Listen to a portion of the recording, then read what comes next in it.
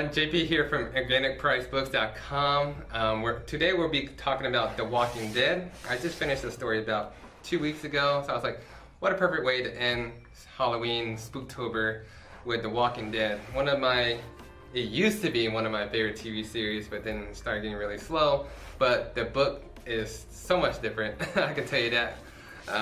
So if you guys were discouraged about, reading the book or The Walking Dead, I can tell you that the story is a lot better, and there's no like dead parts, because I know like 3 seasons of The Walking Dead, just the TV show, I'm just falling asleep. So enough digressing. So before we get started, let's compare the sizes of the omnibus in some different formats that I have here.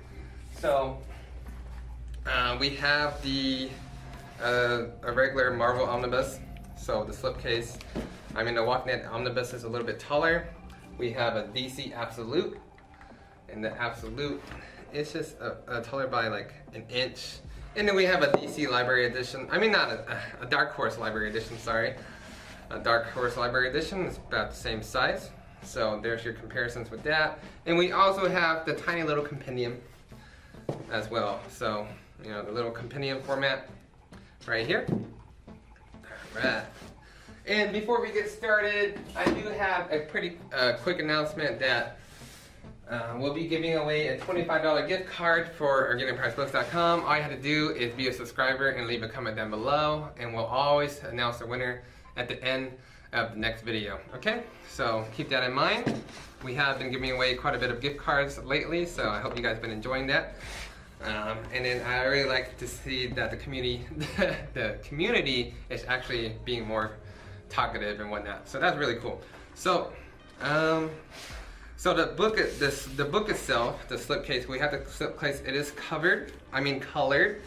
All right, and we do have the cover, and they are colored as well. So all the covers of here of the omnibus are colored, and then there also is like colored artwork at the end. So you have different covers that are colored.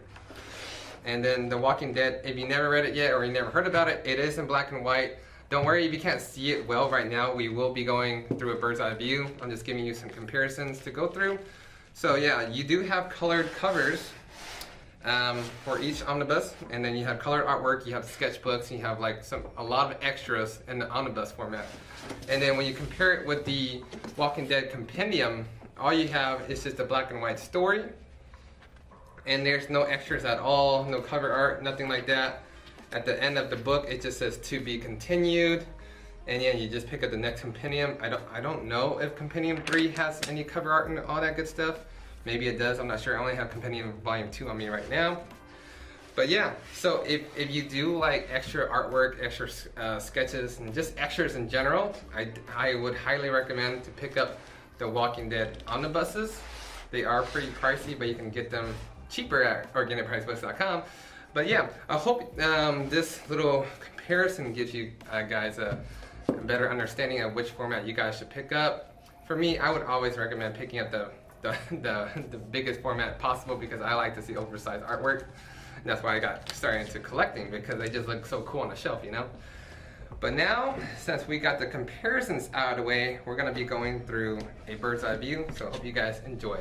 Alright, so I'm going to give you guys a basic overview of the Walking Dead comic book. For those of you guys who have not read it yet, or watched a TV show, or debating about either reading it, and there is a lot of comparisons. The TV show does stay pretty true to the comics. There are some original characters in the TV show that were not in the comic books at all, and there were some character moments, like their deaths and how they interact, that were flip-flopped from the comic books to the TV show. So, if you're reading this for the first time again, I don't think you'll get bored or disappointed. Because I watched a TV show. I was like, man, do I want to read this? But it was very refreshing to read it again, because I really enjoyed the take of the comic books.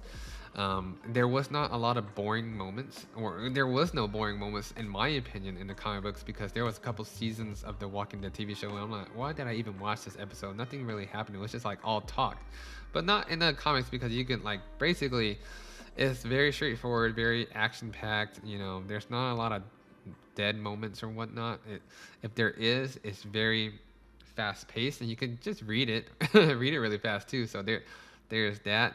So what I'm gonna do is basically give you a spoiler. I can't even say it, but I'm gonna give you guys a review with no spoilers, and then after a while, I'll give you a warning. We're like, hey, I want to talk more specifics. If you have not read it, you can stop the video, stuff like that.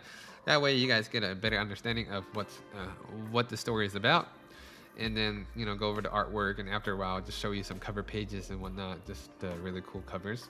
So there's that. The story starts off with a guy named Rick. He just wakes up from the hospital, and I believe he was in a coma for about maybe 2 to 3 weeks, a couple weeks, when it all happened, and he has no idea what zombies are or anything, why people are acting funny or trying to bite him and eat him.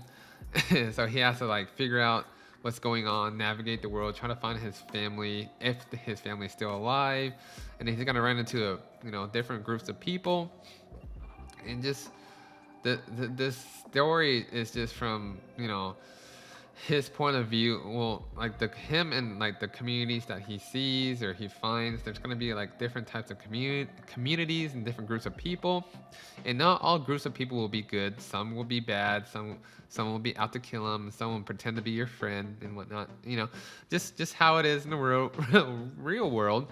But yeah, so there's going to be a lot of different types of communities, different types of people that you're going to run into, and just trying to figure out what is going on with the world, if there's a cure, if it's possible that there's cities or anything, or really big places that has a lot of people instead of just small groups of 10 or less. And so that's how it takes place, just trying to figure out what's going on with the world while trying to avoid the zombies. And there are interesting ways that you can avoid the zombies, which I thought was pretty cool, that you'll figure out in the story. Instead of just running away from them or killing them, there are other ways to hide from them. And also, the zombies do get kind of played out in the story, and and after you get towards the second half, or basically the second half of The Walking Dead is more of humans versus humans, communities versus communities, which one's better, trying to take over each other, all that good stuff. So it's not a full-on zombie story per se, only the first half, but then it turns into more of a drama, action, communities versus communities and all that good stuff. Trying to explain the story without giving away too many spoilers. But if I piqued your interest, I would highly recommend you checking out the omnibus format, because it just looks really great in the omnibus format. It's I really love the oversized artwork and all that good stuff. But if if it's too expensive and whatnot, definitely check out the compendiums as well. This is a story I would highly recommend for people to read. I actually love a lot of Robert Kirkman's work. I prefer his, I think he's one of my favorite writers at this time, because his writing style is very straightforward. I don't have to think about stuff too much. He basically tells you everything up front. You basically know everything up front. There's not a lot of crazy mysteries or critical thinking involved. It's just basic storytelling. So for people like me that not that well educated and whatnot, it is a great read, because you don't have to think about all these type of scenarios, or what if this happened and all that, or a lot of critical thinking basically. So Robert Kirkman is a really, really, really great writer in my opinion. I really love his work. His The Walking Dead is definitely on the top of my list for his work. Invincibles will always be my favorite. And then, if you guys are interested, definitely check out his work. He has a lot of books Outcast, The Walking Dead, Invincible, Oblivion Song is still coming on, or still going. So there's a lot of his work out there, and definitely he has a couple TV shows as well. So that guy is a really great storyteller. If a lot of his work made it into TV shows and animated films. All right, so now that we got the overview out of the way, let's go into some spoilers. All right, so I'm gonna give you guys my top 10 WTF moments. And since I watched the TV show first, there are some moments that, for me, it's gonna be a different reaction for you. Maybe you read the comics first and then watched the TV show and all that. So, starting off at number 10 was Rick got his hand chopped off really early in the story, and the first big bad basically was the governor, and he just chopped off his hand. And I was like, oh my gosh, he's gonna have to go through this entire The Walking Dead series with his hand chopped off. That's gonna be crazy. And then he gets his leg broken later by Negan, and I'm just like, man, he's more of a cripple in the comic books instead of a badass like he was on the TV show. But he's still pretty a badass character in general. And then starting with my number 9 WTF moment is when Carl got shot in the eye. So we already know he got shot in the beginning, but when he got shot in the eye and they just do the drawings of his eye, and especially with that Alpha's daughter, I forgot her name, but when she was licking his eye, open eye wound, I'm like, what the hell? This is creepy, freaky stuff. But yeah, that's my number 9 WTF moment. He was a pretty badass without his eye though. He became a pretty great character, interesting character as he progressed throughout the story. Number 7 WTF moment was when Rick's wife and daughter Judith got killed really early on in the story. I mean, the wife died in the TV series really early on, but Judith lived, and I really liked the Judith character in the TV show, so I was really, really disappointed and sad to see that the wife and his baby died. I was really hoping that Judith lived, but, it's fine, though. And, the comics are different, but I really like the portrayal of Judith in the TV show. She's so cute. And then my number 6 WTF moment was when Tyrese got beheaded instead of Herschel. Herschel got beheaded in a TV show, so I was expecting that moment, but when they brought Tyrese over and just chopped his head off, I was like, no! I was actually really enjoying the Tyrese character. He was one of my favorite characters early in the beginning, so I was really upset when he died. Number 5 WTF is when Michonne was I'm so used to Michonne being a really badass character with high standards and all this stuff. So reading her in the comic books was very, very interesting because Michonne was literally trying to sleep with every single black man in the comic book. So, just trying to break up relationships and sleep with everybody. So I was like, I didn't really like the Michonne character in the comic books. I really, really, really enjoyed Michonne in the TV show. So there was that. Number 4 WTF is Andrea's death. I was shipping Rick and Andrea the entire comic book series. So when she died, especially when she said, "We live," for her and Rick, they always lived throughout everything. So when she got Ben, towards almost the end of the series, I was like, man, it was so close. They almost had a happy ever after, and then she got Ben. I was super devastated on that moment. That one really, hurt the feels, especially when Carl calls her mom and all that. I was like, man, that was rough. Number 4 WTF is when Ezekiel was talking, getting counseling about, trying to make things work with Michonne, because Michonne was always trying to push people away because she doesn't think she should have a happy ending. So when he got advice to just go after her and make things work, he got super excited, started running towards her, basically trying to run and find her and all that good stuff. And then later on in the story, you find his head, his head was the very last one on the spike, and I was like, oh shoot. Oh, that's crazy. When I saw that moment on the TV show, I was like, wow, what the hell? That stuff was that brought The Walking Dead, it redeemed The Walking Dead TV show to me, because it started getting a lot better. And just seeing it again in the comic books, but seeing Ezekiel's head instead, I was like, man, that was rough, because I like Ezekiel. He was cool with his tiger and everything. And then number 3 WTF moment was when Negan, he had his redemption arc, basically, when he killed off Alpha, freaking beheaded her. and I forgot who freed him. But yeah, basically he beheaded her, and I was like, and I thought in his comments, because he was acting still like his comic book character, trying to be a badass with his bat and everything. So I didn't think he would have a redemption arc like he did in the TV show, but he did it. You know, he killed Alpha, and I was like, oh crap, that's really, that's really cool to see it in the comic books again. And but I really enjoy the Negan character portrayed on the TV show. That guy, he just does an excellent job, and I'm really looking forward to the last season of The Walking Dead. I think he really carried the TV show nowadays, especially with Rick being gone. Number two WTF is when Rick died. Literally, I think it's the second to last issue, if not the last issue. He got shot by that Joffrey kid. You know, if you guys haven't watched The Walking Dead, it's like a little tease to The Walking Dead.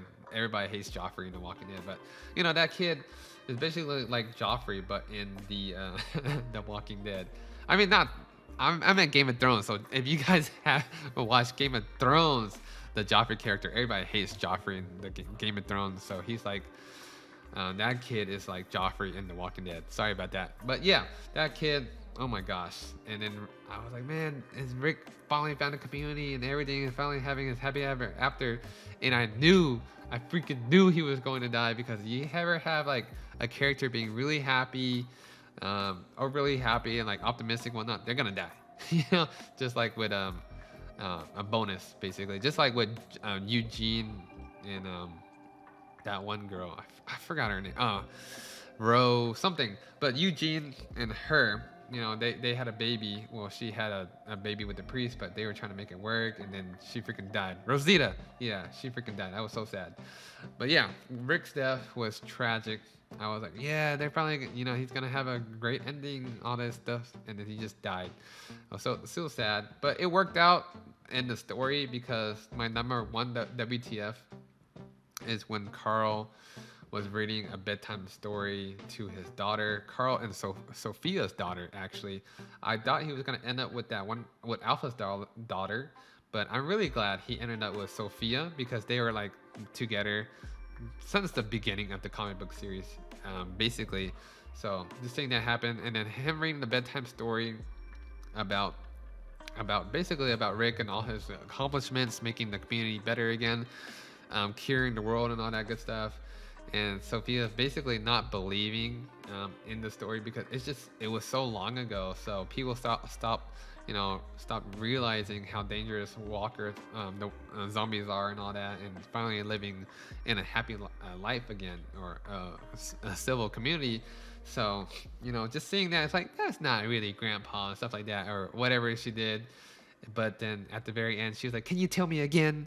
And then like basically read the story to her again. And then Carl's like, of course. And then that was a very happy ever after like ending. That was one of my favorite moments of the series. Even though it felt to me like it was very rushed. Like Rick died, and then basically the series ended.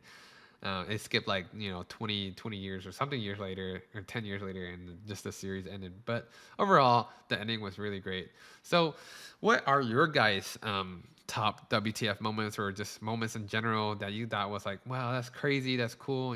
Just leave that down in the comments below if you guys like this overview. And if there are other books that you want me to overview that I haven't done it yet, please let me know down in the script, down in the comments down below. And whatever else you guys want to talk about. If you guys enjoyed this video, don't forget to like, subscribe, hit the notification bell, all that good stuff. And I'll see you guys in the next video. Also, congratulations, James Abel, for winning a $25 gift card. Please contact me in the back end of my channel, and we'll have that ready for you.